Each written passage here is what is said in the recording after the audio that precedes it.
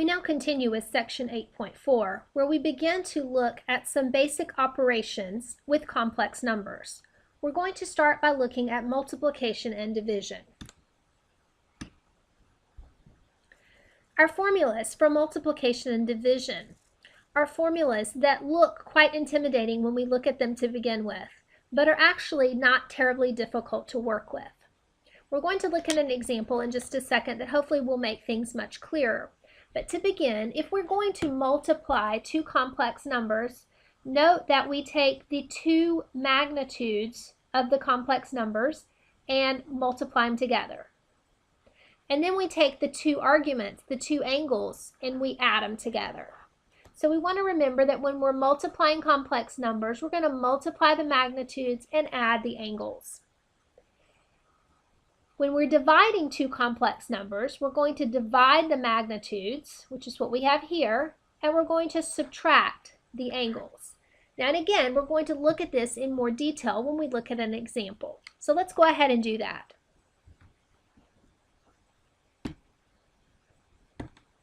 So our first example, we're going to do a multiplication. So we're going to use the product formula on the previous page to find the product of these two complex numbers. Now again, recall that when we are multiplying complex numbers together, so we're going to do z1 times z2, that we're going to take the magnitudes, which are the values that sit in front of the parentheses, so the 3 and the 2, and we're going to multiply those two values together. So that's going to give me 6. 3 times 2 is 6. Then I'm going to take my two angles. So I have a 5 pi over 6. And I have a 2 pi over 3. And remember that we're going to add those two angles together. All right, so in order to add the angles, we're going to need a common denominator. So the least common multiple between 3 and 6 is going to be 6. And so I'm going to take this second fraction and I'm going to multiply by 2 on the bottom to form my new denominator of 6. And also multiply by 2 on the top, because remember that whatever you do to the bottom, you also need to do to the top. So the top part of that fraction becomes 4 pi over 6. So now that we have a common denominator, we can add those two together. 5 and 4 make 9 pi over 6, which will reduce to 3 pi over 2. And so the sum of our angles is 3 pi over 2. And so I'm going to plug that in here.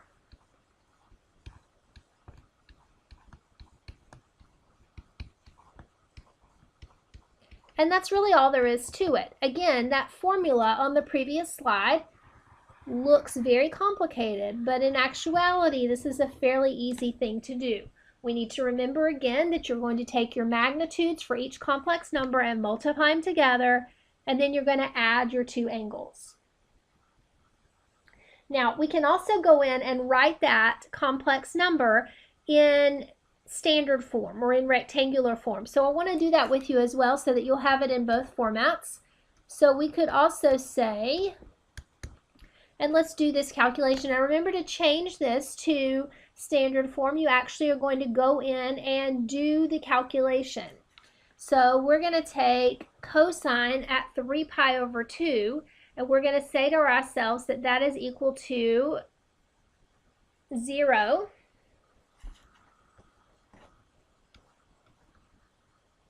And sine at 3 pi over 2 is equal to -1, right? And we still have the I there on that. And so this ends up being 6 times -1i, which is going to give me -6i. And so this is a different way to write that same expression.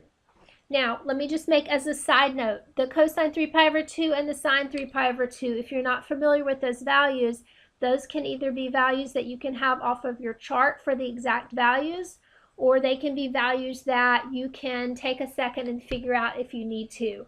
For example, on the cosine 3 pi over 2, I actually use the graph for the cosine to remember this. I remember that the graph for the cosine, remember that it has 5 points. And that it starts here and comes down and goes back up and goes around. And this point is my 3 pi over 2. And so that's how I remember that cosine at 3 pi over 2 is equal to 0. And then I do the same thing for the sine. So I come in and I sketch out a sine graph, again, based on the 5 key points. Remembering that my sine graph does this. And at 3 pi over 2, it's down at -1.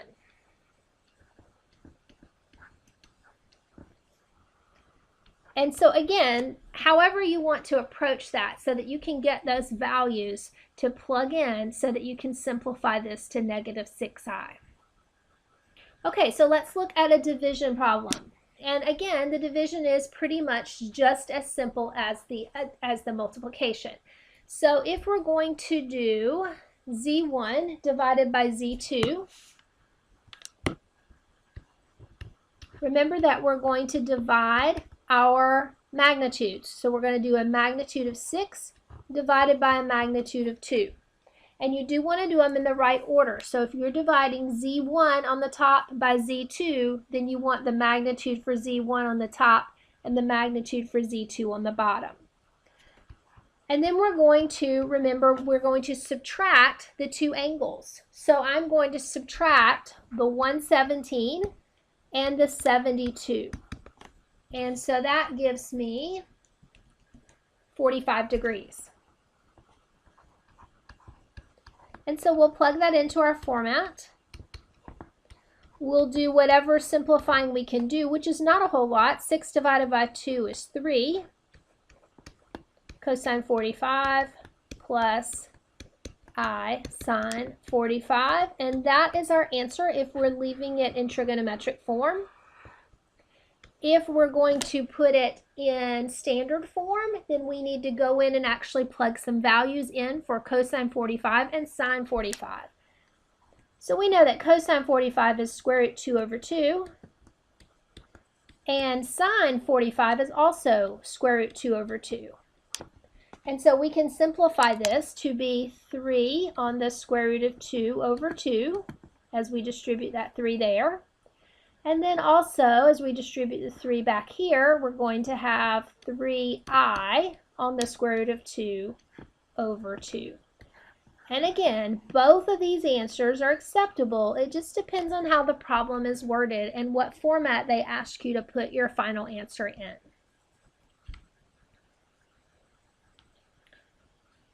Okay, so we're going to look at one other example involving multiplication or division. All right, and so this example is a little bit different. And I left the solution up here so we can look at it. It says plot the two complex numbers, 2e raised to the I times pi over 3, and 3e to the I times 5 pi over 6. And then on the same graph, plot their product. All right, so first let's think about finding the product. Now, in order to find the product, we don't necessarily need this formula, because this formula for the product works when our complex numbers are in trigonometric form. Well, these complex numbers that we have here are not in that format. So we actually just need to use our algebra skills to find the product of these two. So when we multiply these together, 2 times 3, we're going to end up getting 6. And then remember that when you're multiplying exponents like this, e to this power and e to that power, remember that if your bases are alike, the rule is that you should add your exponents. So my exponent is going to become I pi over 3 plus I 5 pi over 6. And so we're going to have to go in and actually add these two radian measurements together. All right, so pi over 3 plus 5 pi over 6. Again, you're going to use a denominator of 6 for both because that's your least common multiple. The 5 pi over 6 is okay. We're going to need to multiply the other one by 2 on the top and the bottom. So this is going to become 2 pi over 6. Now we can add it to the 5 pi over 6, which gives me 7 pi over 6. And so that is how they are coming up with this. All right, so they have the 6e that we have here, and then they've added these two exponents together. They've come up with 7 pi over 6, and they have the I on it.